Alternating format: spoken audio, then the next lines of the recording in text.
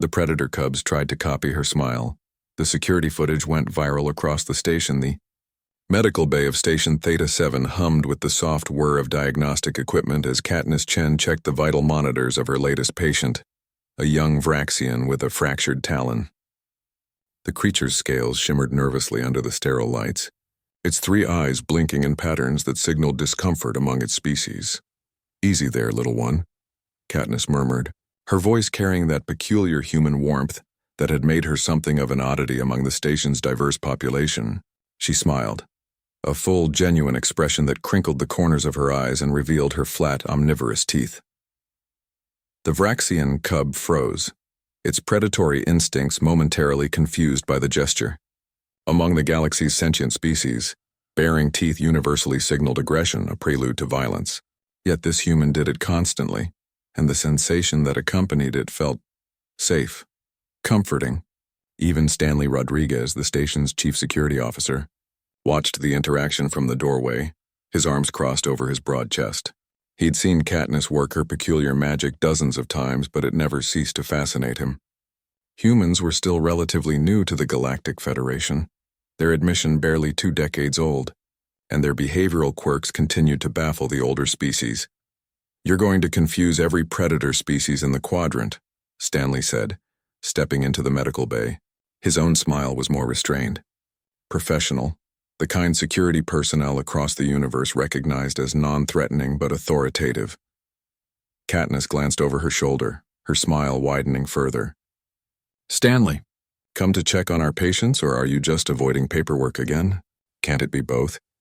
He moved closer, nodding to the young Vraxian. "Got a report from the observation deck. Thought you should know. You've become quite the sensation." "What do you mean?" Stanley pulled up his data pad, tapping through several screens before turning it toward her.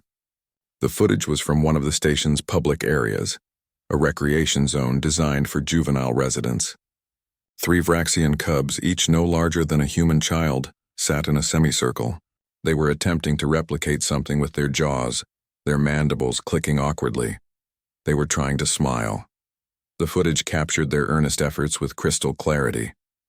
One cub managed to pull back its lips, an unnatural expression for a species whose facial structure had evolved for intimidation, revealing rows of crystalline teeth.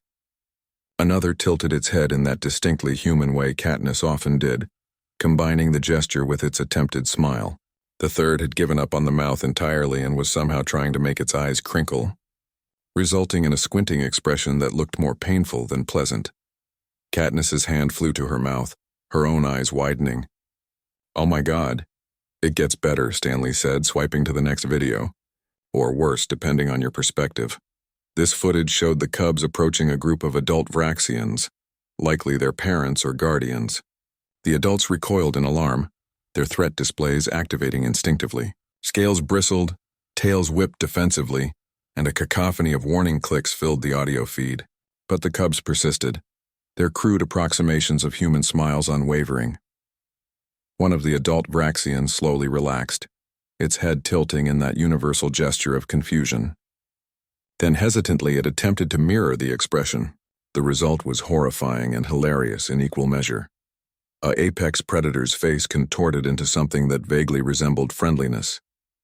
The footage went viral 3 hours ago, Stanley explained, scrolling through the view counter that had already exceeded 8 million across the station's network and was spreading through the Federation's civilian channels. "You've started something, Katniss. There are reports coming in from other sections. Krallian younglings doing it, even a few Tethian adolescents, though their beak structure makes it anatomically impossible." Katniss sat down heavily in her chair, still staring at the datapad. "I was just trying to make them feel safe. Medical procedures are scary for children, regardless of species. A smile it's instinctive for humans. It's how we communicate comfort, trust, happiness." "I know," Stanley said gently, "and somehow you've taught the station's children that humans aren't the soft, weak prey species everyone assumed we were when we joined the Federation." The young Vraxian patient, its talon now properly set and bandaged, chittered softly. Its mandibles moved, attempting that same awkward expression the cubs in the video had made.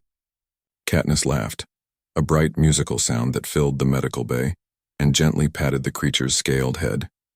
"You're a natural," she told it. Keep practicing.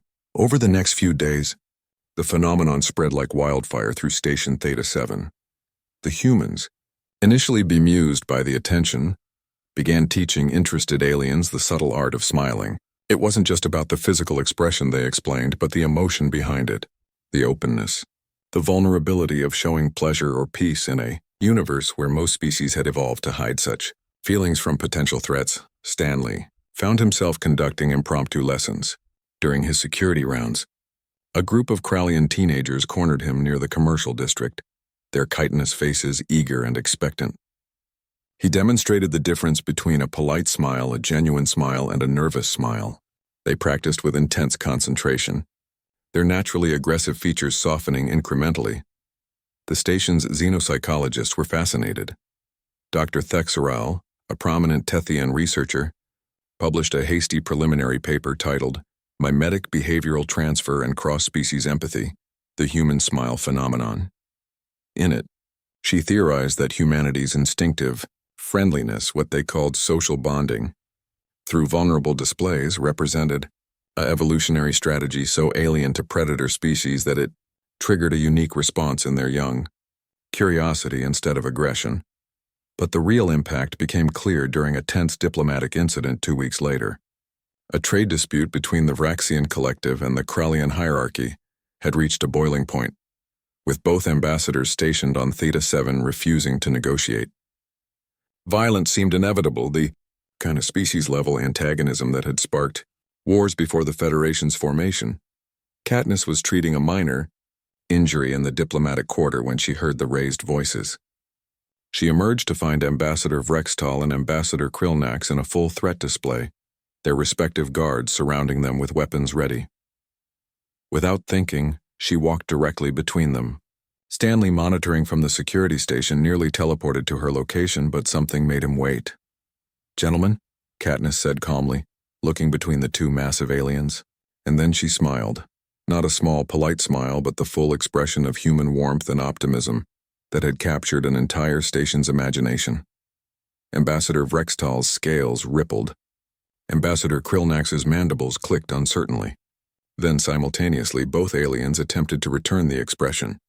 It was clumsy, almost grotesque by human standards, but the intent was unmistakable. The guards lowered their weapons. The tension bled from the corridor like air from a punctured seal. Stanley arrived just as both ambassadors began laughing, a sound he'd never heard from either species. It was strange, unsettling even, but genuine. "You're humans," Ambassador Vrextal said, his approximation of a smile still plastered on his face, "are either the bravest or most foolish species in the Federation." "Perhaps," Ambassador Krillnax added, "they are simply teaching us that bravery and foolishness are the same thing, viewed from different angles." The negotiations resumed the following day. The dispute was resolved within hours. That evening, Katniss and Stanley sat in the observation lounge, watching the stars drift past the station's massive viewports. A group of mixed-species children played nearby, their various attempts at human smiles creating a chorus of clicking, chittering, and whistling that somehow seemed harmonious. "You know what the council said?" Stanley asked, nursing a cup of coffee. "They're officially adding human diplomatic smile training to the Federation's first contact protocols." Katniss laughed, shaking her head. "We've been in space for 20 years, and our greatest contribution to galactic civilization is teaching aliens how to smile." "Humanity, fuck yeah?" Stanley offered, raising his cup in a mock toast. Katniss clinked her own cup against his, her smile never wavering. "Humanity, fuck yeah." In the security footage archives of Station Theta 7, the original video of 3 Vraxian cubs learning to smile remained the most watched file in the station's history. And across the Federation, on 1,000 worlds and countless stations, children of species who had never known the expression began to practice, their faces contorting in ways evolution had never intended.